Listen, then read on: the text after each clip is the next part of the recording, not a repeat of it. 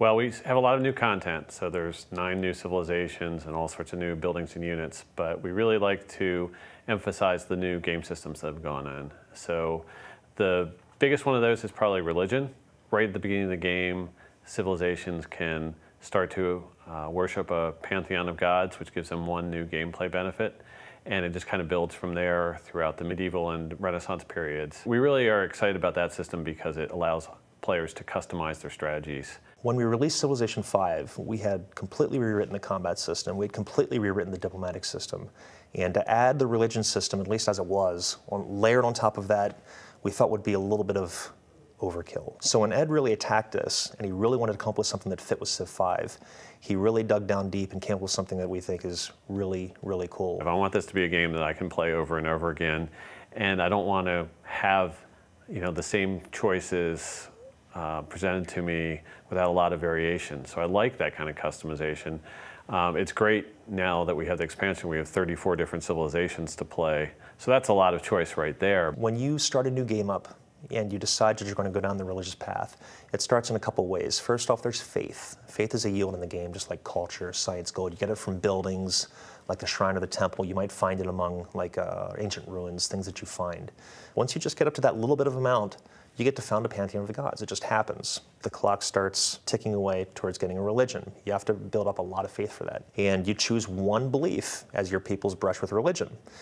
All of your cities automatically get the pantheon after that. It doesn't spread beyond your borders. It only starts spreading once you actually kind of elevate it to a full religion. How you get there is with a great prophet. You have a chance to spawn him every turn. But eventually you will get him, and when you do, you can actually use him to found a religion. After you've established your first religion, if you manage to keep building up faith, you can have your great prophet do a holy site, which is going to generate faith, kind of like a landmark will for your great artists. Oh, there's one other thing too. I mentioned missionaries earlier. You can actually spend faith to build missionaries that will help you to spread your religion faster.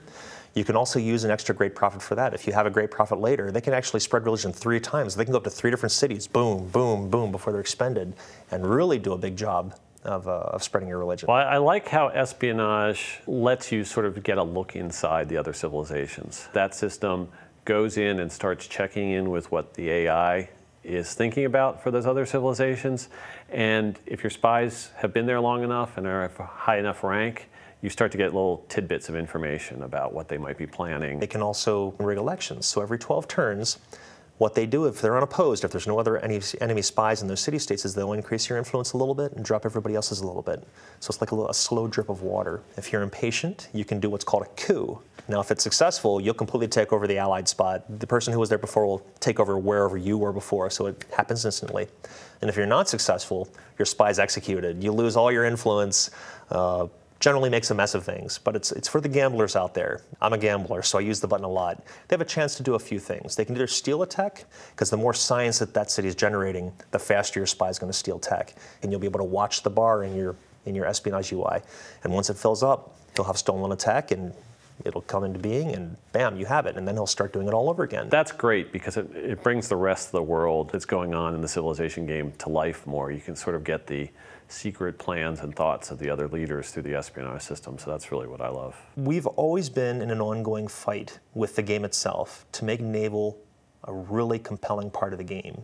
So we wanted to make it dangerous. We wanted to have a reason for you to build a fleet. And the ability to take coastal cities and give you a foothold in an enemy territory, so you can actually start out an invasion like that. You don't have to risk all your land units first.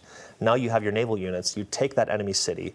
You now have a foothold to land all of your other stuff up behind it and move forward. And one area we definitely found some weaknesses, it was the AI's ability to gather up an army, get that army across the seas. So we made it so that the embarked units can now stack with the naval units.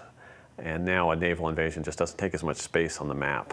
We've also tried to fill in some holes in terms of nothing between the trireme and the caravel. So we added the galleass, which is a ranged Renaissance era ship, and that's actually the first ship that gets a ranged attack capability. It's kind of really nice when you get to that one. But Ed's done a lot of work on the AI it takes to actually gather these fleets together, how they're grouped, how they're sent out, and he's made it efficient by probably over 100%. So they're doing it twice as fast as they were before. The way that they're grouping their fleets together is working much better than it has before. But that kind of AI work, the stray great generals that everybody would notice that the AI had one out in the open, easy to capture, A lot of those things we're really trying to squash to make the whole experience even better.